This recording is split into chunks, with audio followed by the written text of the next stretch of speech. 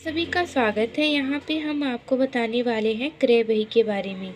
जो प्रत्येक बड़े व्यापारी गृह होते हैं वहाँ प्रतिदिन रोज़ क्या होता है, बड़ी मात्रा में जो माल होते हैं उनको उधार में खरीदा जाता है, क्रय किया जाता है। तो उस उधार माल जो माल होता है उधार माल का, उसका लेखा एक अलग से बही में किया जाता है, जिसको हम क्या बोलते हैं, क्रय बही बोलते हैं। इस क्रय बही को हम बीजक बही, क्रय रोजानामचा या क्रय दैनिक बही के नाम से जानते हैं। इसमें क्या होता है, उसकी पैकिंग की सामग्री होती है और जो माल होता है उसका मूल्य होता है।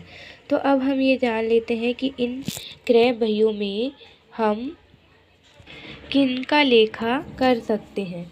तो इसमें जो हम उधार माल को खरीदते हैं उसका करते हैं, और जो माल के साथ क्रय किया गया जो पैकेजिंग होते हैं, जो बारदाने होते हैं, उनका भी करते हैं। उसके बाद ये बोल रहा है कि किसका लेखा नहीं करते हैं।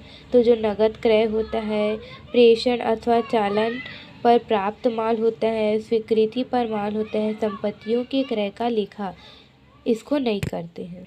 संपत्ति जैसे हमारे मशीन है, फर्नीचर है, इन सबको हम नहीं करते हैं। तो अब इसका प्रारूप देख लेते हैं। ये हमारा क्रय बही का प्रारूप है। अब प्रश्न के माध्यम से इसको समझते हैं।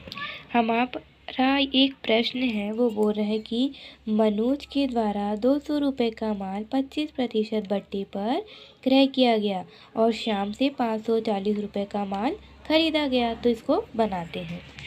ये हमारा प्रारूप हो गया। तो सबसे पहले हम क्या करें, तो हम प्रश्न अनुसार ये जान लेते हैं कि मनोज से क्या किया गया है, माल को क्रय किया गया है। कितने का माल क्रय किया गया है, 200 रुपये का किया गया है। और उस पर कितना प्रतिशत बट्टा है, 25% का बट्टा है।